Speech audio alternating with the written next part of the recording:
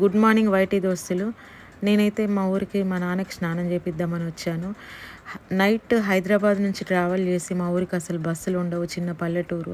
ఆ నైట్ పూట ఆటో మాట్లాడుకొని మా ఇంటికి రీచ్ అయ్యి పొద్దున మా నాన్నకి స్నానం చేయించడానికి ఇలా ఎత్తుకొని వెళ్ళి స్నానం అయితే చేయించుకోవాలి.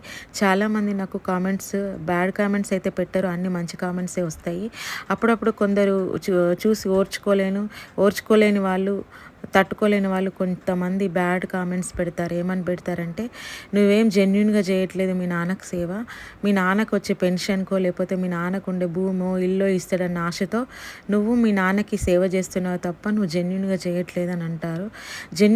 ఎవరైనా సరే తల్లిదండ్రులకు జెన్యున్గా చేయకుండా ఏమైనా యాక్టింగ్ చేస్తారా? ఇదేమైనా యాక్టింగ్ స్కూలా? నాకేమైనా అవార్డు ఇస్తారా ఇలాంటి యాక్టింగ్ చేస్తే? లేదు కదా. నేనైతే మా నాన్న దగ్గర ఎలాంటి యాక్టింగ్ చేయనండి. 1 రూపీ కూడా తీసుకోను.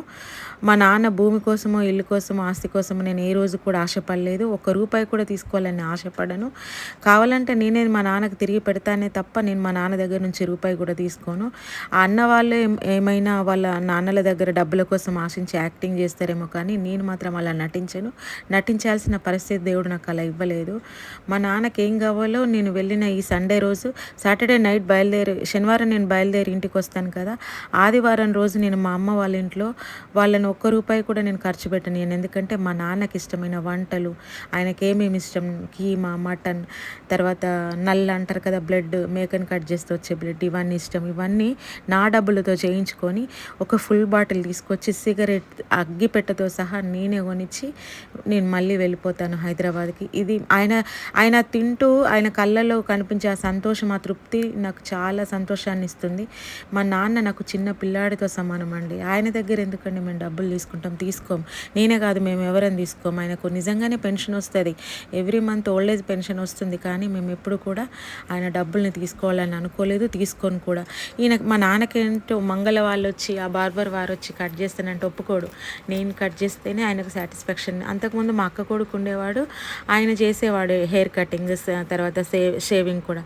కానీ వాడు దుబాయ్ వెళ్ళడం వల్ల ఈ పని కూడా నేనే చేయాల్సి వచ్చింది. ఎందుకంటే నేను కట్ చేస్తాను ఇప్పుడు వెళ్ళినప్పుడల్లా. మా నాన్నకు నా చేతులతో చేయించుకోవడం చాలా ఇష్టం, అట్లనే నాకు కూడా చాలా ఇష్టం. ఎప్పుడు కూడా నేను మా నాన్నని నొప్పించే మాట ఒక్కటి కూడా అనలేదు. మా నాన్న నన్ను అంటే అన్నాడేమో కోపంలో, ఆయనకు అన్నాడు కాబట్టి, కానీ నేను తిరిగి ఒక్క మాట కూడా అనలేదు. మా నాన్న నా పిల్లలతో సమానం. నాకు నా పిల్లల కంటే మా నాన్నే ఎక్కువ. మీ నాన్న నీకు నీ కుటుంబమా అని అడిగితే నేను మా నాన్నే కావాలని అంటే, ఎందుకంటే ఆయన ఇచ్చిన ఈ జీవితం, ఈ జన్మ ఆయనకే అంకితం. ఆయన బతికినంతకాలం ఆయనకు సేవ చేస్తూ ఆయనకు ఒక చేదోడు వాదోడుగా నిలబడాలని నేను ఆశపడతానే తప్ప 1 రూపాయికి నేను ఆశపడను. ప్లీజ్ మీరు ఇలా తల్లిదండ్రులకు సేవ చేసేటప్పుడు, మీరు చేస్తారో చేయరో నాకు తెలియదు, కానీ నేను మా తల్లిదండ్రులకు సేవ చేస్తున్నప్పుడు మీరు బ్యాడ్ కామెంట్స్ పెట్టకండి, మమ్మల్ని ఇంకా బాధ పెట్టకండి. ఎందుకంటే మా నాన్నకి కాళ్ళు చేతులు లేక ఆయన బాధపడుతుంటే, అన్నం కూడా తినరాక చెంచతో తింటుంటే మేము చాలా బాధపడుతుంటాం. ఒకప్పుడు రాజాలాగా బతికాతని ఇప్పుడు ఇలా కుర్చీలో దీనంగా కూర్చుంటున్నాడు, బయట ప్రపంచమే తెలియకుండా ఉంటుండని చెప్పేసి మేము చాలా బాధపడతాము. యూట్యూబ్లో వీడియో ఎందుకు అప్లోడ్ చేస్తున్నావు, మీ నాన్న మీద వచ్చే వీడియో రెవెన్యూ కోసమా, ఆ వీడియోకి వచ్చే పైసల కోసమా అని అడుగుతారు. మా నాన్న వీడియోని పోస్ట్ చేసేది పైసల కోసం కాదండి. మా నాన్న బయటకు వెళ్ళక ఒక 7 సంవత్సరాలు అవుతుంది, అసలు ప్రపంచాన్నే చూడక. అందుకని చెప్పేసి మా నాన్నని ఈ ప్రపంచం అంతా చూడాలని ఆయన ఇష్టంతోనే మేము యూట్యూబ్లో ఆయన వీడియోని అప్లోడ్ అయితే చేస్తాం.